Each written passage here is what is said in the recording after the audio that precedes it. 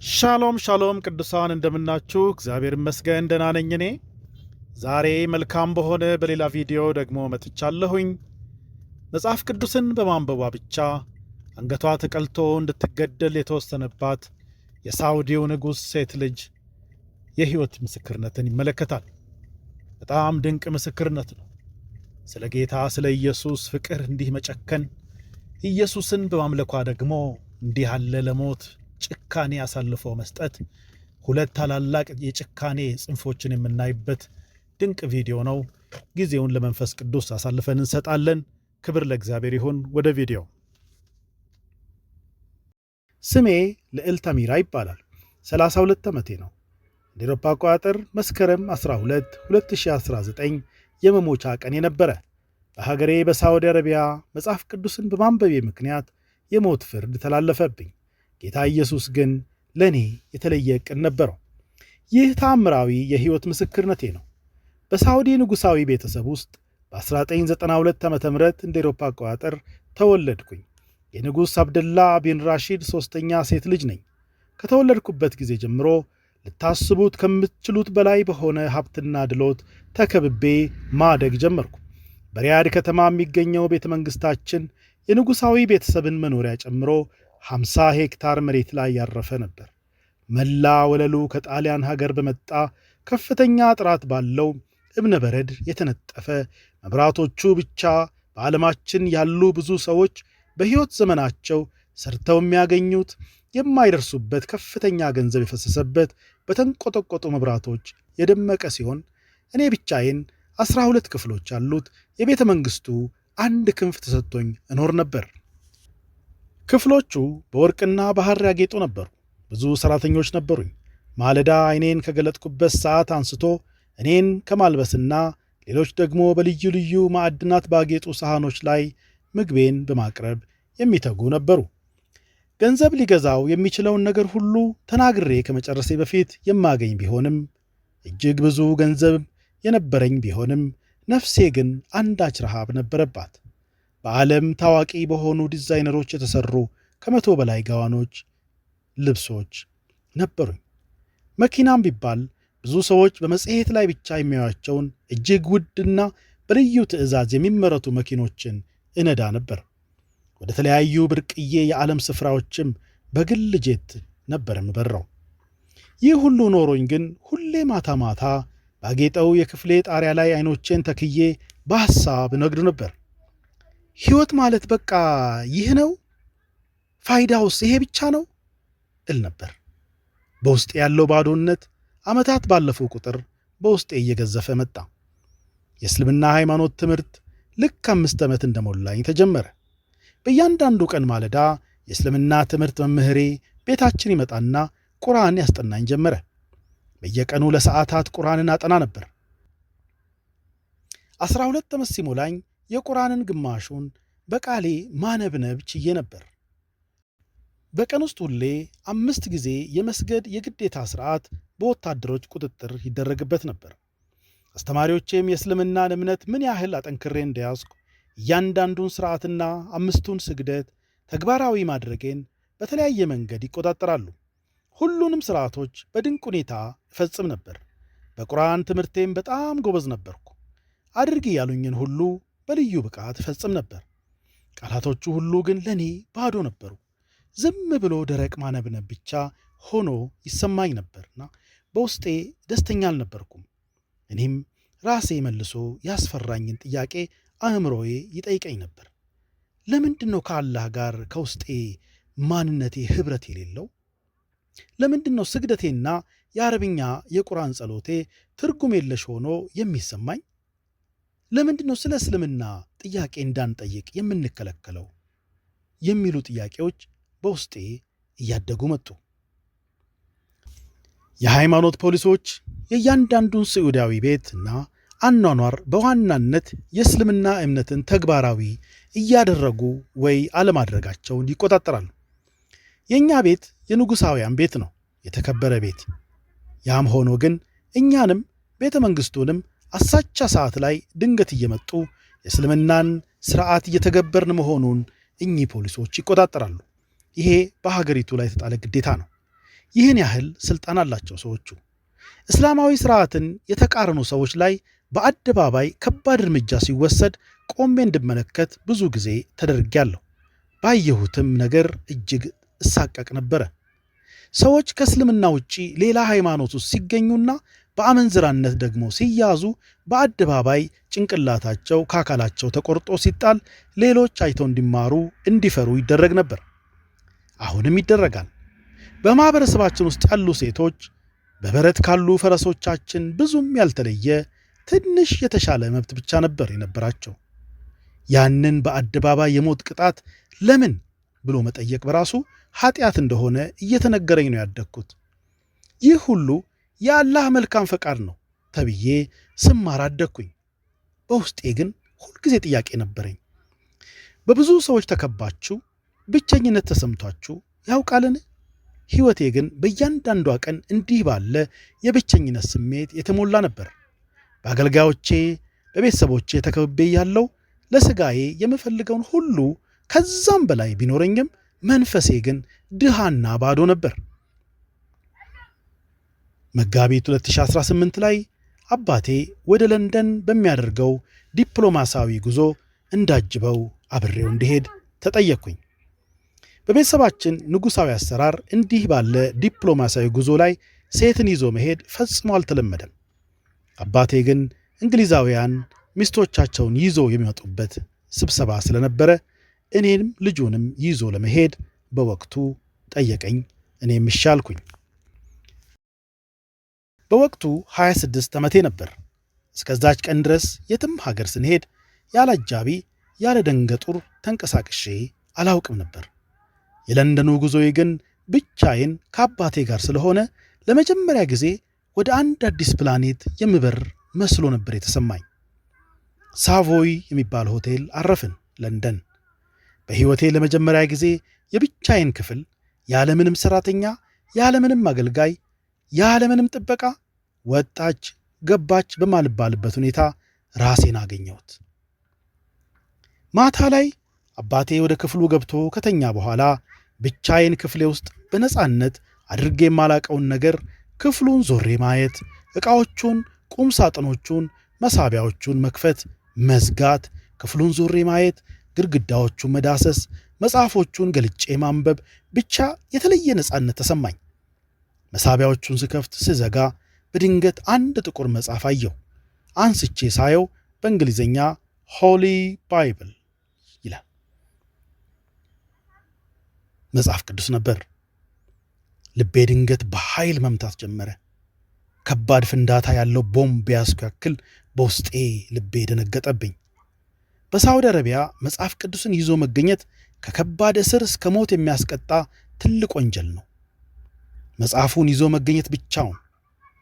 ነገር ግን ፍርሃቴን ተዩ መልሽው ሲለኝ አንድ የማላቀው ኃይል ግን ከፍቼ እንዳነበው እንደ ማግኔት ይስበኝ ጀመረ። አንድ የከፈትኩት ክፍል እንዲህ ይላል። በመጀመሪያ ቃል ነበረ፣ ቃልም በእግዚአብሔር ዘንድ ነበረ፣ ቃልም እግዚአብሔር ነበረ ይላል ዮሐንስ ወንጌል ምዕራፍ 1 ቁጥር 1። ይህ ቃል እንደ መብረቅ መታኝ። እንደዚህ ያለ ነገር በሕይወቴ ሰምቼ ማንበቤም አላውቅም። ቃላቶቹ ከቁርአን እጅግ የተለዩ፣ በፍቅር የተሞሉ፣ ልብን የሚነኩ ነበሩ። በጣም ተለየብኝና ከቅጣት ይልቅ ብዙ ሳነብ የተረዳሁት ጸጋን፣ ፍቅርን ነበር።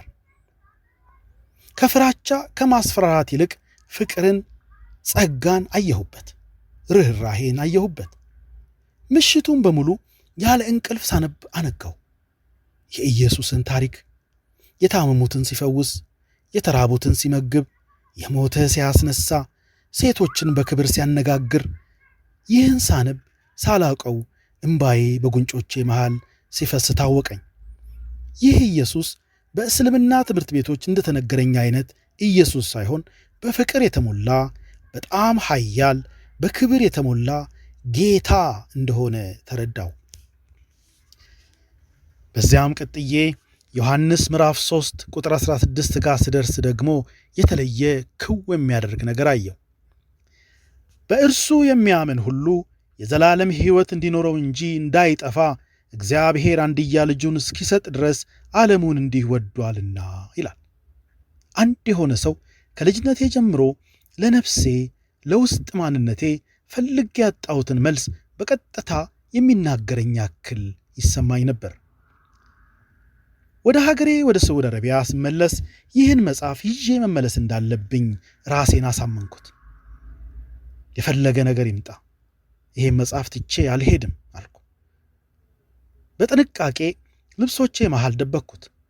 በመንገድ ስንሄድ ካሁን ደርሰውብኝ ያዙኝ ስል፣ አወቁብኝ ስል፣ ስፈራ ስደነግጥ፣ ምርመራውን ሁሉ አልፈን ሪያድ ደረስን።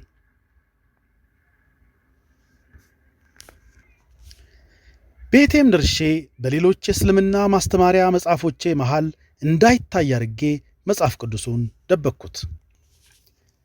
ሁሌ ማታ ማታ ከእኩለ ሌሊት በኋላ ሰው ሁሉ ሲተኛና ቤተ መንግሥቱ በሙሉ ጸጥ ሲልልኝ አገልጋዮቼም በደንብ እንደተኙ ስረዳ የደበቅኩትን አዲሱን ሀብቴን መጽሐፍ ቅዱሴን አወጣና በትንሽዬ የእጅ ባትሪ ድጋፍ እያንዳንዱን ገጽ እስኪነጋ በመስገብገብ አነብ ነበር። እያንዳንዱ ምዕራፍ፣ እያንዳንዱ ገጽ የኢየሱስን ፍቅርና መሥዋዕትነት የበለጠ እየገለጠልኝ መጣ። እንደዚህ ሆናችሁ ታውቃላችሁ? አንዳች ኃይለኛና ሕይወትን የሚቀይር ከዛም ካገኛችሁ ኃይለኛ ነገር የተነሳ በምንም መልኩ ወደ ቀድሞ ማንነታችሁ ልትመለሱ የማትመርጡበት የፈለገ ይምጣ ብላችሁ የምትከተሉት ነገር ገጥሟችሁ ያውቃል? እኔን የገጠመኝ እንደዛ ነው። በውስጤ የነበረው አብሮኝ የኖረው ባዶነት በቅጽበት በተስፋ በፍቅርና በዓላማ መሞላት ጀመረ። ይህ ይሆናል ብዬ ገምቼ አላውቅም። በነሐሴ 15 2019 እንደ አውሮፓ አቆጣጠር ነገሮቼ በአንዴ ተፈረካከሱ። ከባድ ችግርም ገጠመኝ። የአክስቴ ልጅ ፋጥማ ሁሌ ሐሙስ እንደምትጎበኘኝ በተለመደው ሰዓት መጣች። እየተጨዋወትን እያለን ስለ አንደኛዋ የአክስታችን ልጅ ሰርግ ዝግጅትም እያወራን ሳለን ፋጡማ ከእስልምና እምነት ማጠንከሪያ መጽሐፎቼ ውስጥ አንደኛውን አውሽኝ አለችኝ። እኔም ብዙ ሳላስተውል ከመጽሐፍ መደርደሪያው ላይ አንስታ እንድትወስድ ነገርኳትና አበባዎቹን ማስተካከሌን ቀጠልኩ። ከዚያም ሁሉ ነገር ጸጥ አለ። ዞር ብዬ ፋጡማን ስመለከት ከትልቁ የእስልምና መጽሐፍ ማብራሪያ ኮሜንተሪ ውስጥ በግልጽ በሚታይ ሁኔታ ጥቁር መጽሐፍ ቅዱስ በእጇ ይዛ እንደ ሐውልት ድርቅ ብላ ቆማ ነበር። ፊቷ ተቀያይሮ አመድ በድንገት ቡን ያለበት ሆኖ ፊቷ ተቀይሯል። ፈዛ ከቆመችበት ድንገት በሹክሹክታ ድምፅ አሜራ፣ ምንድን ነው ይሄ? አሜራ አለችኝ። እባክሽ አሜራ፣ የኔ አይደለም በይኝ አሜራ፣ እባክሽ ንገረኝ አለች። በሰዓቱ መዋሸት እችል ነበር። ክርስትናን ለመቃወም እንዲያመቸኝ ብዬ ውስጡን እያነበብኩት ነው ብዬ ለዋሻት እችል ነበር። ወይንም የኔ አይደለም ብዬ መዋሸትም እችል ነበር። ነገር ግን ከውስጤ የሆነ ኃይል እውነቱን እንድናገር ገፋፋኝ። የሞቴን አዎ ፋጡማ፣ አዎ ፋጡማ፣ አዎ ፋጡማ፣ መጽሐፍ ቅዱስ ነው፣ ሕይወቴን የቀየረልኝ መጽሐፍ ነው አልኳት። በድንገት እሳት የያዘች ይመስል እሳት የነካትም ይመስል መጽሐፍ ቅዱሱን መሬት ላይ በአንዴ ጣለችው። መጽሐፍ ቅዱሱን እንደጣለች ከክፍሉ ሮጣ ወጣች። በዛች ሰዓት እስካሁን የነበረኝን የምታወቅበትን ልዕልትነቴን፣ ክብሬን ሁሉ እንዳጣው ገባኝ። ከ2 ሰዓት ገደማ በኋላ አባቴ ከአጎቴና ከብዙ የሃይማኖት መምህራን ጋር ወደ ክፍሌ ገቡ። የአባቴ የንጉሥ አብደላ ቢን ራሺድ ፊት በቁጣ ተሞልቶ ፊቱም ተለዋውጦበት ደም ስሮቹ ተገታትረው ይታይ ነበር። እንዴት ይህን ውርደት ቤተሰባችን ላይ ታመጫለሽ አሜራ? እንዴት በዚህ ቆሻሻ ነገር ትበከያለሽ ልጄ አለኝ። አይኖቹ በጣም ቀልተዋል፣ ደም ስሮቹ ተገታትረዋል። እናቴ ከአባቴ ጎን ቆማ እምባዎቿ በፊቷ ላይ ሲፈሱ ምንም ማድረግ እንደማትችል አውቃ እያለቀሰች ቆማ ታየኛለች። የቤተሰቡን ክብር ለማስመለስና ሕይወቴን ለማትረፍ እንድችል አንድ ዕድል ሰጡኝ።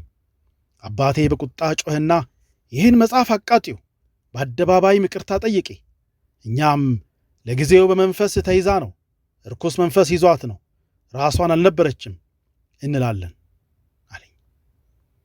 መጽሐፍ ቅዱሴን ባለበት ሳየው እንኳን ማቃጠል እንደ ጣፋጭ ትውስታ በነዛ ውድቅት ሌሊቶች ያነበብኳቸው ተስፋን የመገቡኝ ቃላት እያንዳንዱ ለኢየሱስ ያንሸኳሸኳቸው የለሆሳስ ድንቅ ጸሎቶቼ በእነዚያ የጨለማ ሌሊቶች በልቤ ያጫወተኝ የሕይወቴን ባዶነት የሞላልኝን መካድ የማይታሰብ ሆነብኝ።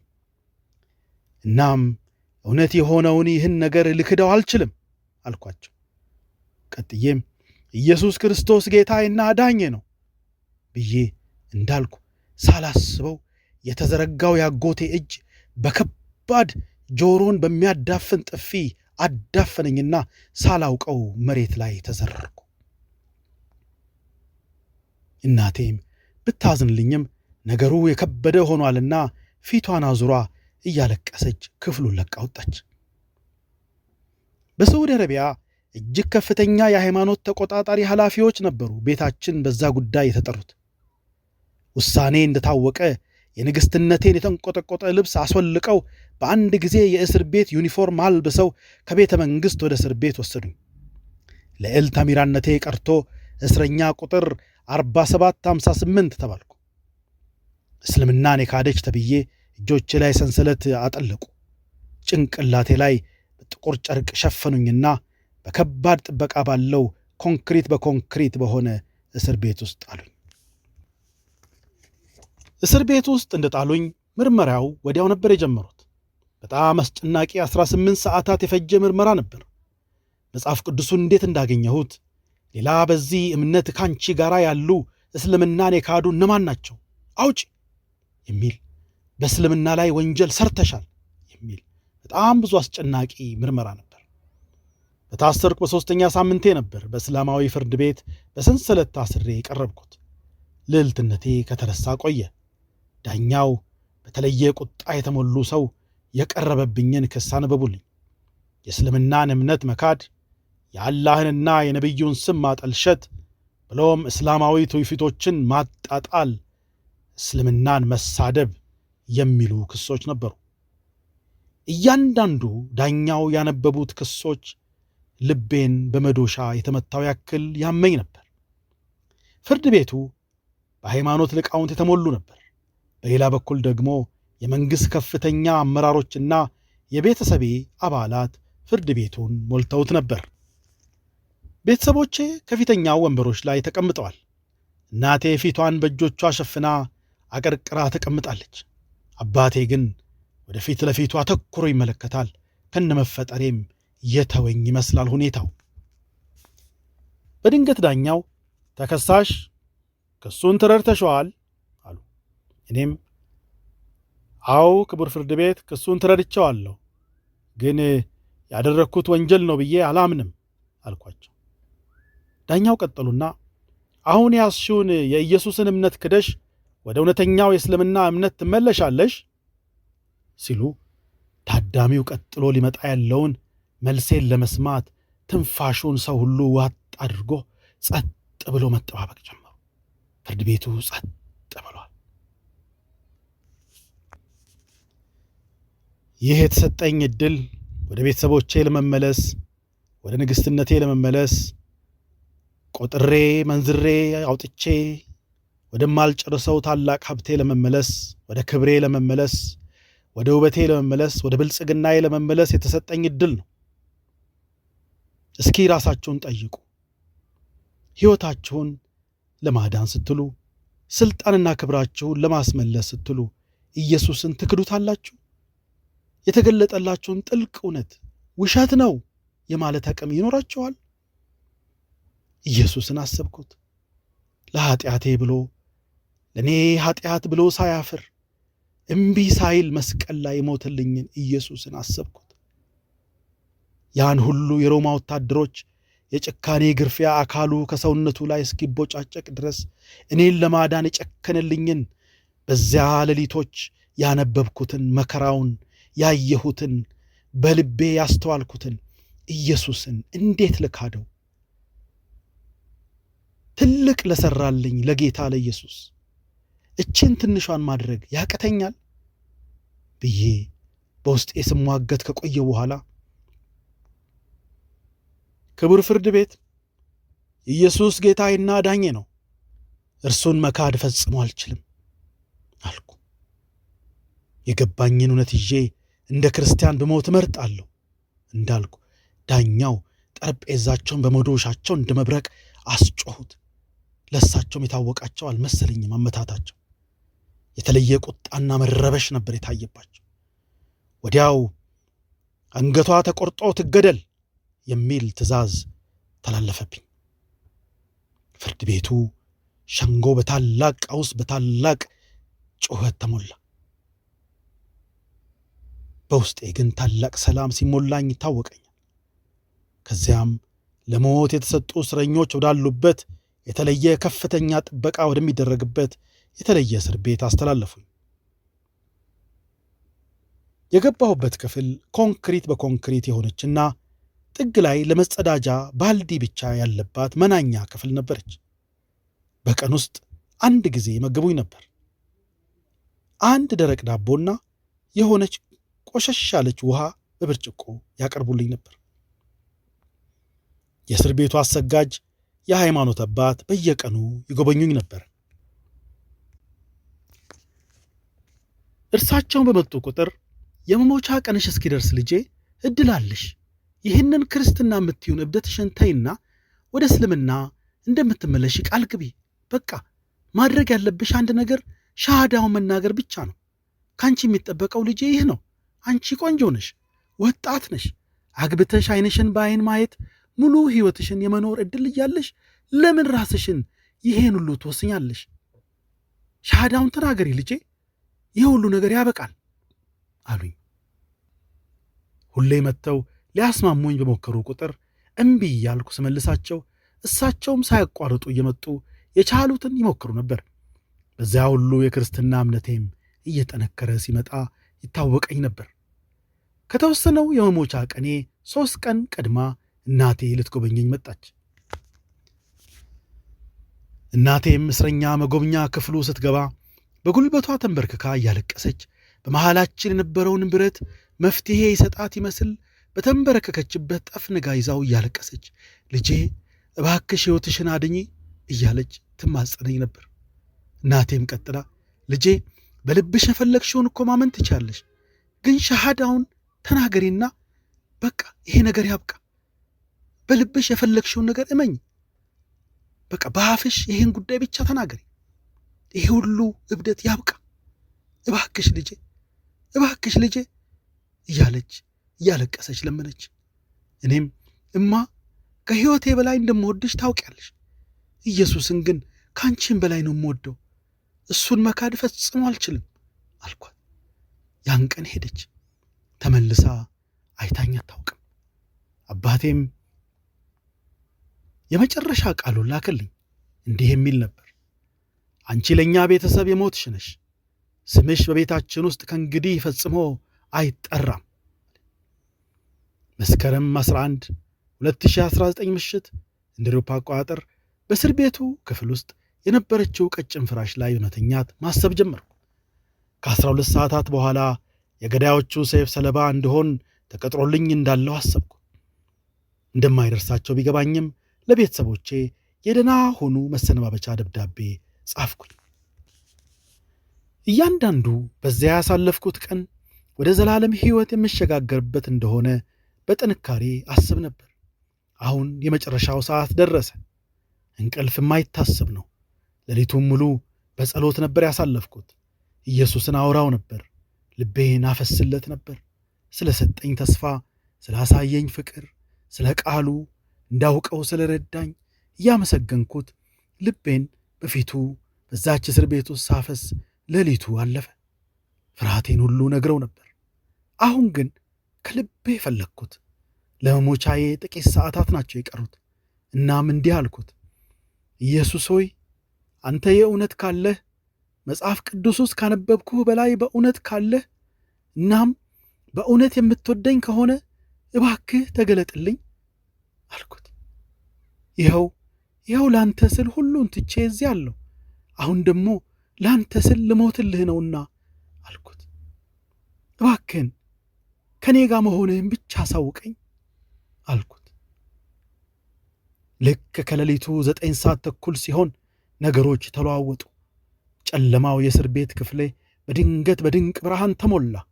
ያየሁት ብርሃን የሳውዲ ሰማይ ከሚያውቀው ብርሃን እጅግ የደመቀና የተዋበ ብርሃን ነበር። ጥበቃዎቹ ለፍተሻ ሲሉ ከባድ ባውዛ ክፍሌ ውስጥ የለቀቁ መሰለኝ። ሆኖም ብርሃኑ የተለየ ነበር። ብርሃኑ በአንድ ጊዜ ከሁሉም አቅጣጫ የሚለቀቅ ይመስላል። ከዚያም ኢየሱስን ከፊቴ ቆሞ አየሁት። ከውስጡ የሚመነጭ ብሩህ ብርሃን በተሞላ ሐጫ በረዶ ነጭ የሆነ ልብስ ለብሷል። ፊቱ ላይ ፍቅርና ርኅራኄ ይታያል። ድንቅና ፍጹም በሆነ የአረብኛ ቃላት ያወራኝ ጀመር። እያንዳንዱ ቃላቶቹ እንደ ብዙ ፈሳሾች በውስጤ ይሰማኝ ነበር። እንዲህ አለኝ፣ ልጄ አሚራ አትፍሪ፣ እኔ ካንቺ ጋር ነኝ አለኝ። ይሄን ከሰማው በኋላ የመገኘቱን ክብር ልቋቋመው ስላልቻልኩ በፊቱ ወደቅኩ። ይህ ነገር ሕልም ወይንም ከፍርሃትና ከጭንቀት ብዛት የሚመጣ ቅዠትም አልነበረም። የሞት ፍርድ ተወስኖብኝ ባለሁበት የእስር ቤት ክፍሌ ተገኝቶ የማየው ሕያው የሆነው ክርስቶስ ነው። ለሞት ፍርደኛዋ ልዕልት የመጽናኛ ቃል በእውነት ተገኝቶ ያጽናናኝ ኢየሱስን አየሁት። እኔም እንዲህ አልኩት፣ ጌታ ሆይ ነገ ማለዳ ይገሉኛል እኮ ተዘጋጅተዋል አልኩት። እርሱም እጁን ወደ እኔ እየዘረጋ ልጄ ያሳለፍሽው መከራ በከንቱ አይደለም፣ ላዘጋጀሁልሽ ሥራ ዝግጁ አድርጎሻል፣ ነፃ መውጫሽ ደርሷል። ከምስክርነትሽ ቃል የተነሳ ብዙዎች ፍቅሬን ወደ ማወቅ ይመጣሉ። ከዚያም እጁን ወደ ጭንቅላቴ ላይ ሲያደርግ እንደ ብሩህ የወንዝ ፈሳሽ የሆነ ሰላም ሁለመናዬን ወረረኝ። ከዚያም ጌታ እንዲህ አለኝ፣ ከዚህ ስፍራ ወጥተሽ በሰላም ትሄጃለሽ፣ መልእክቴንም በዓለም ዙሪያ ለብዙዎች ትናገሪያለሽ። በፍጹም ልብሽ በእኔ ታመኚ አለኝና ተሰወረብኝ። ከኢየሱስ ጋር የነበረውን ብርሃን እየደበዘዘ ሲጠፋ ሁሉ ነገሬ ተቀየረ። ፍርሃቴ ፈጽሞ ጠፋ። የማይነቃነቅ እምነት ሞላብኝ። ከአንድ ሰዓት በኋላ የማይቻለው ይሆን ጀመር። የታሰርኩበት እስር ቤት ቁልፍና ሰንሰለቱ ሲንቃጨልና በራሱ ሲከፈት ሰማሁ። የክፍሌ በርም ወለል ብሎ ተከፈተ። ሰው ይሆን? ማን የከፈተው ብዬ ሳይ ማንም ሰው የለም። ከዚያም ትልቁ የብረት በር ቀስ እያለ ወለል ብሎ ተከፈተ። ሌላ ጊዜ ያ ትልቅ በር የእስር ቤቱ ፖሊሶች ሲከፍቱት ይጮህና ከባድ ድምፅ የሚያወጣ ነበር። አሁን ግን ዝም ብሎ በዚያ ቁመቱ ወለል ብሎ ሲከፈት አየሁ። ከዚያም ወደ ኮሪደሩ ወጣሁ። በልቤ ካሁን አሁን የእስር ቤቱ አላርም ጮኸ፣ ፖሊሶቹ መጥተው ካሁን ከበው ያዙኝ ስል ስፈራ ስቸር ወደ መተላለፊያው ሄድኩኝ። ያለፍኩባቸው የደህንነት ካሜራዎች ሁሉ ጠፍተው ጨልመው ይታያሉ። ማዕከላዊው የቁጥጥር ክንፍ ሌሊቱን ሙሉ በእንቅስቃሴዎች የተሞላ ነበር።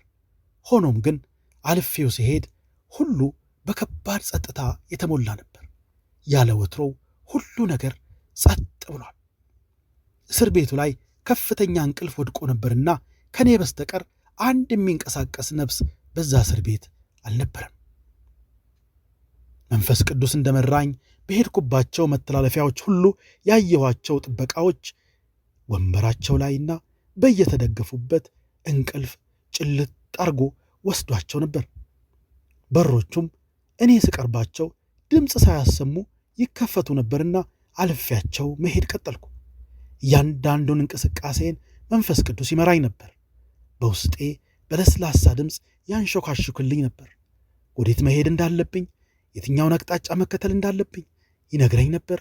እኔም ያንን እከተል ነበር። ሁሉ በጥሩ ሁኔታ እየሄደ ነው። አሁን ሁሉን ጨርሼ የእስር ቤቱ ዋናው መውጫ በር ትልቁ በር ጋር ደረስኩ። ይህ በር ከፍተኛ ቴክኖሎጂ የሚጠቀምና ኤሌክትሮኒክ ኮድ ከአይን ወይንም በእጅ በተሰራ አሻራ ከተሰጠው የእስር ቤቱ ወሳኝ ሰው በቀር ማንም ሰው ሊከፍተው የማይችለው በር ነበር። ሆኖም እንዳለማመደኝ ወደ በሩ ስጠጋ ያ ግዙፍ በር የሆኑ ትንንሽ ድምፆች እያሰማ መከፋፈት ጀመረ። ከዚያም ሊነጋ እያቅላላ ወደ ነበረው የሪያድ ቀዝቃዛ አየር ወጣሁ። የሆነ ነፃነት ተሰማኝ። ነፃ ሴት ነኝ አልኩኝ። ግን አሁንም ምን እንደምሆን አላወቅኩም። ከእስር ቤቱ ወጣሁ እንጂ ወዴት እንደምሄድ ምን እንደማደርግ አላወቅኩም።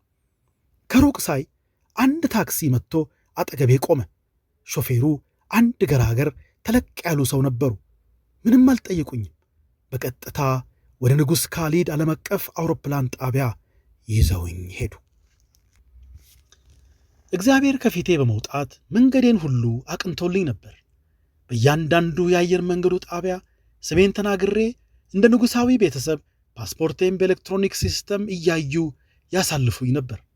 ፓስፖርቴ በደህንነት ተቋማት አለመታገዱ አለመጠየቄ እየገረመኝ ዝም ብዬ አለፍኩ። የማይቻለው ተችሎለት እንዳለፈ ሰው ጥያቄ ልጠይቃችሁ። እግዚአብሔር ዛሬም ተአምራትን እንደሚሠራ ታምናላችሁን?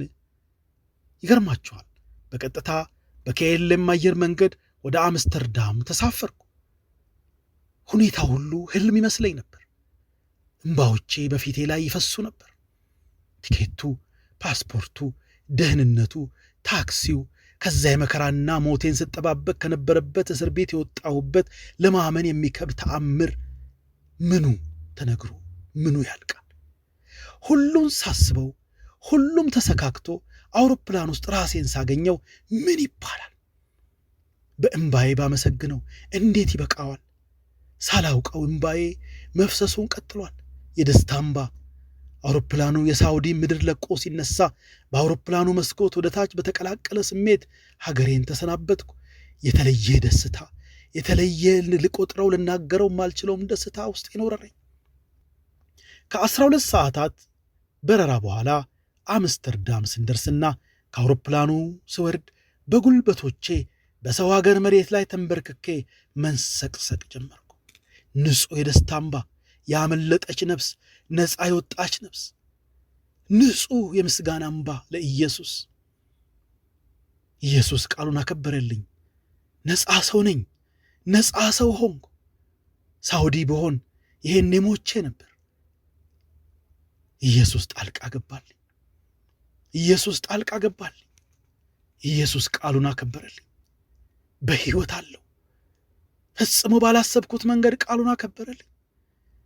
እግዚአብሔር ይመስገን እያልኩ እያመሰገንኩ አለቅስ ነበር። የጥገኝነት ጥያቄን የተቀበለኝ የሀገሪቱ መኮንን ኋላ ሲያጫውተኝ ለተደረገለት ነገር ሕይወትን ስለኖረ ብቻ፣ ነፍሱ በውስጡ ስላለች ብቻ በደስታና በእንባ አምላኩን እንዳንቺ ሆኖ ያመሰገነ ሰው አይቼ አላውቅም። በዕለቱ በጣም ተገርሜ አይሽ ነበር አለኝ። በታምራዊ ነፃ መውጣቴ 3 ወር በኋላ አምስተርዳም በሚገኘው የአዲስ ሕይወት የክርስቶስ ቤተ ክርስቲያን ተጠመቅኩኝ። ፓስተር ሄንሪክ ነበር። ኢየሱስን መከተሌን በገሃድ ማወጅ እንዳለብኝ በልብ አምኖ በአፍ የመናገርን አስፈላጊነትና ብዙ ጉዳዮችን ሲያስተምረኝ ቆየ። ከ200 በላይ አባላት ባሉት ቤተ ክርስቲያን ቀርቤ በውስጥ የነበሩ ወገኖች በፍቅር ሲቀበሉኝ ሳይ የእግዚአብሔርን ጸጋ አደነቅኩ። ከዚያም ፓስተር ሄንሪክ በጥልቅ ፈገግታ ተሞልቶ እንዲህ አለኝ። ልዕልት አሚራ፣ ጌታን ኢየሱስን እንደ ጌታሽና እንደ ዳኝሽ ትቀበይዋለሽን? አለኝ። እኔም በግልጽ ቃል አዎ አልኩኝ። ቀጥሎም ጥምቀቱ ተከናወነ። ከውሃ ውስጥ ገብቼ ስወጣ ብዙ መንፈሳዊ ለውጥ በሕይወቴ ሆነ። ለዓለም ሞትኩ። የነገሥታት ሁሉ ንጉሥ የሆነው ለኢየሱስ ሴት ልጅ ሆኜ ዳግም ተወልጄ ወጣሁ።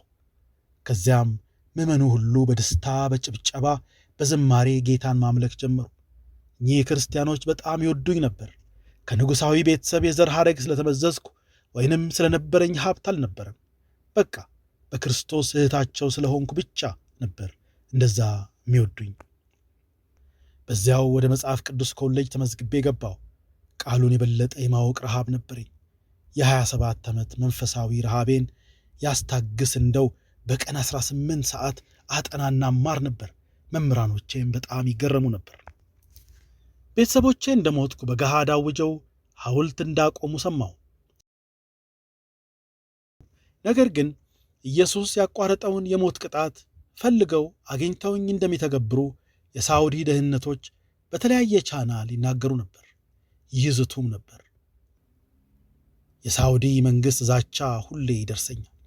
በዚህ ሁሉ ነገር እንደዛ በሚወዱኝ ቤተሰቦቼ፣ እህቶቼና ወንድሞቼ ስጠላ በሌለሁበት ተቀብሬ ስሸኝ ስሜቱ ቀላል አልነበረም።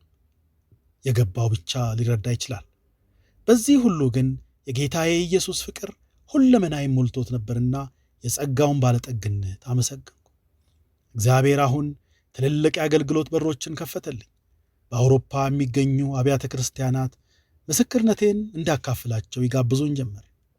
በቆምኩባቸው መድረኮች ሁሉ ምስክርነቴን ስናገር ሰዎች የእግዚአብሔርን የማዳንና ነፃ የማውጣት ኃይል ሲረዱ፣ ብዙ የሕይወት ውሳኔዎችን ሲለውጡ፣ ሲነኩ፣ እግዚአብሔር ሲጎበኛቸው ማየት ችያለሁ።